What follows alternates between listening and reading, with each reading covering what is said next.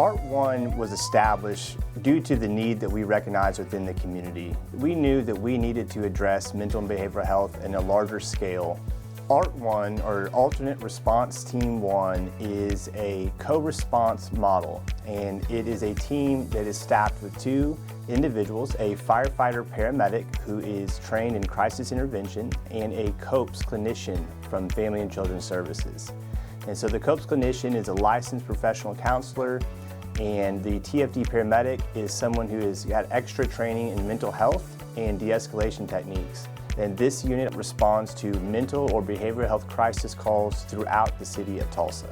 ART1 is able to respond to any age individual in crisis. And we do see a big need in the 18 to 45 range. We also know that about 20% of ART1's responses are to unhoused individuals. There's a lot of work being done, not just locally, but nationally, with addressing mental health.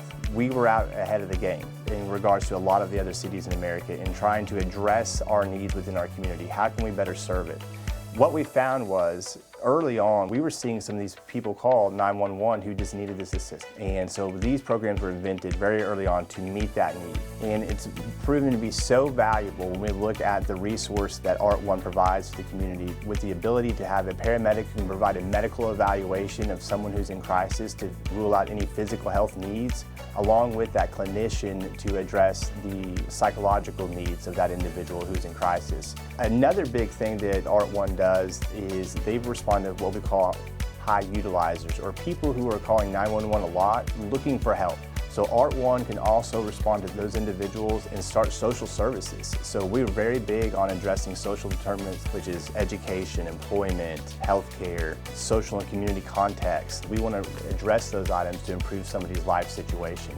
The benefit of having Family and Children's Services along with us is that we have that clinician there. They can schedule an appointment for that individual to go in and get checked. When we're not able to accomplish that, we take that individual to what we call sometimes an alternate destination. So they may go to a crisis care center or an urgent recovery center, or somewhere where it's going to best benefit that individual in that moment who's in crisis. 911 and public safety have done an incredible job of responding to an emergency incident, intervening and taking care of that situation. But moving forward, we've got to find ways to continue that relationship with those individuals to make sure those needs are met. And that's really where the follow-up piece comes in. If a unit responds to an individual on Monday, a case manager is going to follow up with them on Tuesday or Wednesday that week and make sure their needs are being met.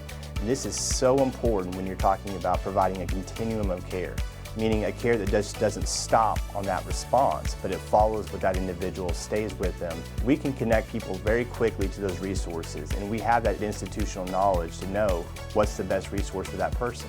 We can really begin to move the ball forward in helping our most vulnerable populations in Tulsa to be in better situations.